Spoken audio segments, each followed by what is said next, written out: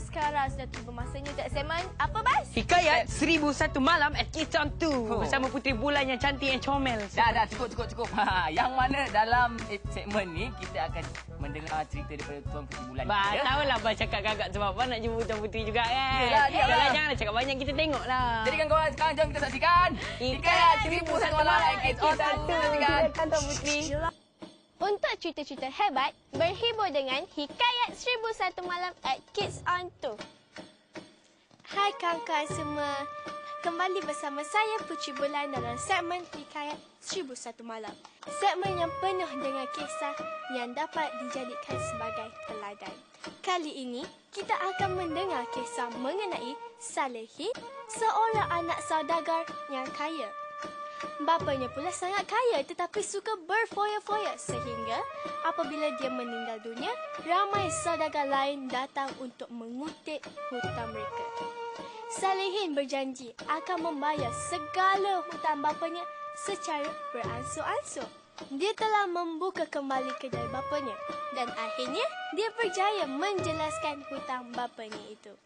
Suatu hari kawan-kawan, kedainya didatangi oleh seorang gadis yang sangat cantik bersama dua orang khadamnya. Dia ingin membeli kain seperti contoh yang dibawa. Oleh kerana Salehin tidak punya stok kain itu, maka dia sanggup mengambilnya dari kedai lain. Setelah itu, gadis itu pulang dan berjanji akan datang kembali untuk menjelaskan bayaran kain itu. Jadi, Salehin bersetuju kerana sudah jatuh hati pada gadis itu. Sebulan sudah berlalu, tetapi gadis itu tidak muncul. Salehin terpaksa menjelaskan hutangnya dengan kedai lain yang mana dia mengambil kain pada tempoh hari.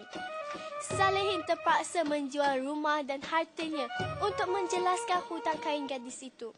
Tiba-tiba, gadis itu pun muncul dengan wang yang dijanjikan.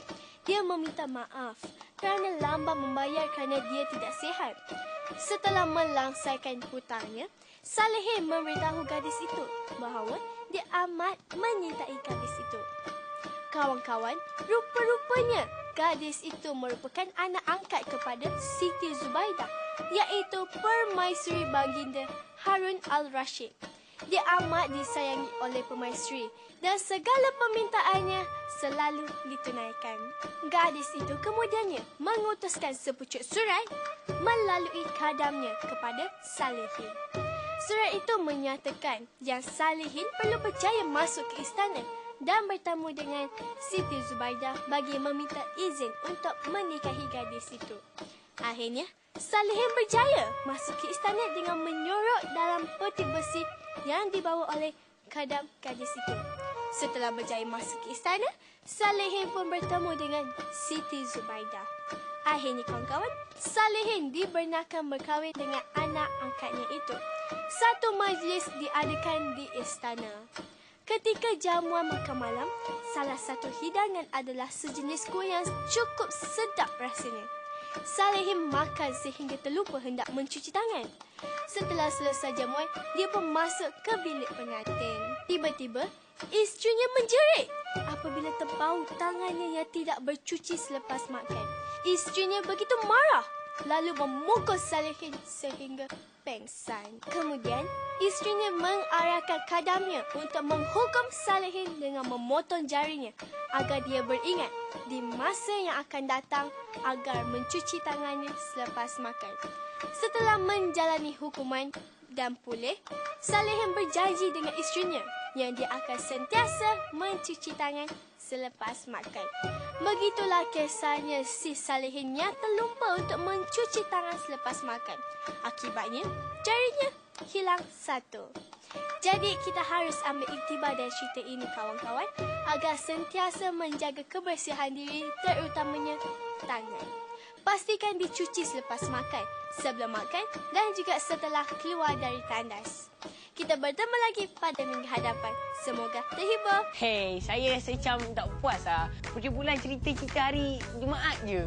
Kalau boleh kan, saya nak ada satu cerita untuk Puteri Bulan je. Hari-hari saya boleh tengok dia. Bagus lah tu Bas. Lepas tu kan Bas, mata dia tu 24 jam buka. Kita tutup-tutup. Pancik bulan tu kan. Kurang-kurangnya mulut Femi tutup, okey? Tak, dia tengok macam bas. ni. Cuba tengok bas. Bas buka. Apa? Semua buka. Apa? Mata buka, mulut buka. Sebenarnya semua segmen bas suka sepatutnya. Banyaklah kamu tak apa. Betul. Kawan-kawan, sekarang ni kita nak teruskan dengan rancangan seterusnya. Sekarang kawan, Silakan. apa ni?